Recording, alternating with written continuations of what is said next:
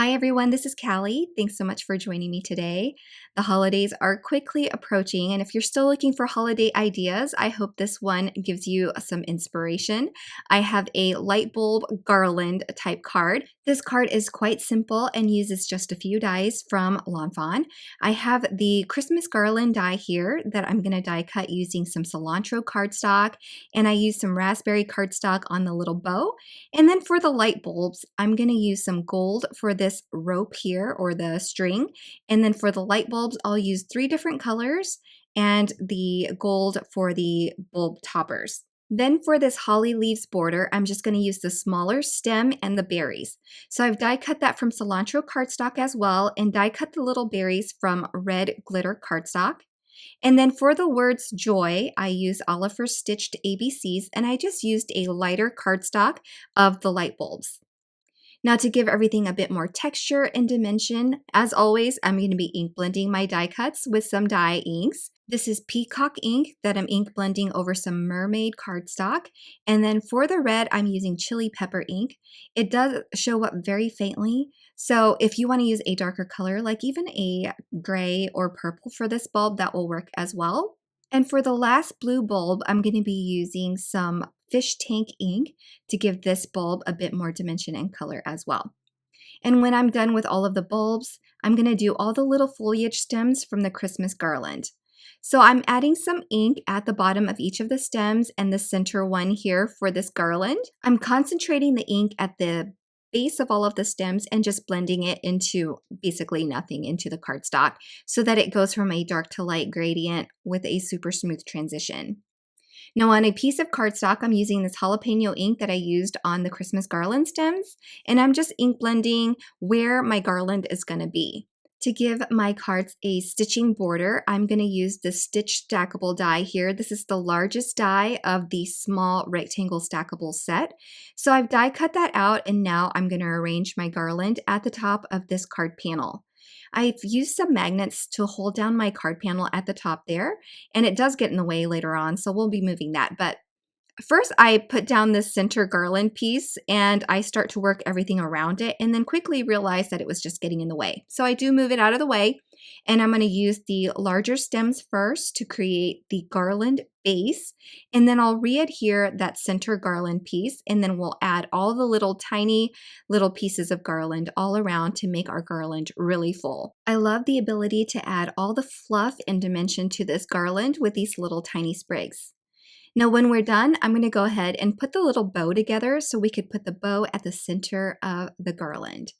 So there's a little long tab at the center of the bow, and I'm just going to fold it over, and it's going to create a more realistic bow. And then I'll attach the little tails and hold it together as it dries with my tweezers here.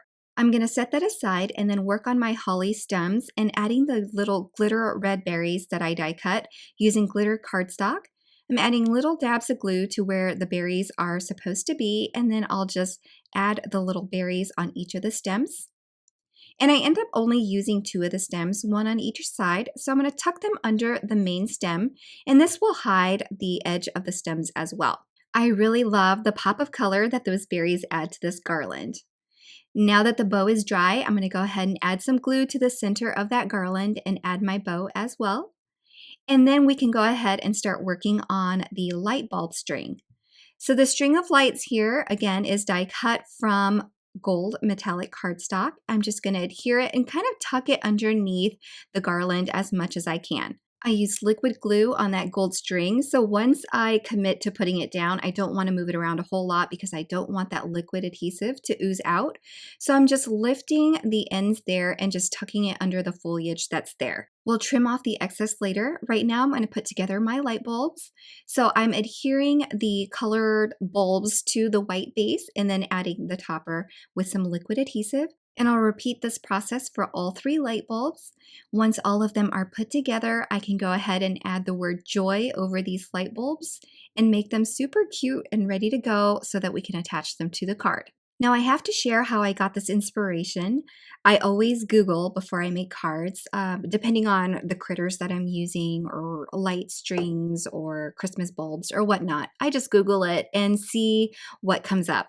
Sometimes it's an ad, sometimes it's other cards, sometimes it's just a picture. This one particularly comes from a MISTI design ad that I saw. It had 5 bulbs going across the page with some garland at the top. And I was just so inspired by it that I wanted to recreate it for a card. So that's where my inspiration from this card comes from. Obviously, I can't fit 5 bulbs onto my card unless I did a landscape orientation. I prefer portrait. So that's why I stuck with the 3 bulbs and did a fluffy little garland at the top. Now for a simple sentiment, I'm using the Merry Mice sentiment, and it's from a stamp set with little mice, and I'm just going to use the little sentiment and stamp it directly onto the card. Once it's stamped on the card, I'm going to attach this entire panel onto an A2 size top folding card base. It's super simple. I didn't do a colorful matting or anything like that. And you could certainly stop here, but I decided I wanted to add a little bit of glitter. You can use any liquid adhesive or medium that you'd like. I'm using some clear glaze here from Lawnfawn, and I did squirt out a big blob because I didn't test it out first, but that's okay. I don't mind a big blob of glitter. And because we're doing chunky glitter, it doesn't really matter if there are big globs of glue. I'm just going to add glitter to both sides of my garland. It's going to give it lots of sparkle and texture and shine. I just love the way it looks. And then I'll work on the light bulbs as well because I want to add the same shimmer and shine on the light bulbs. What I do on the light bulb is I'm going to match the pattern of my ink blending. So I'm starting at the tip of the bulb, going up just a little bit on the left side and pulling it up a little higher on the right.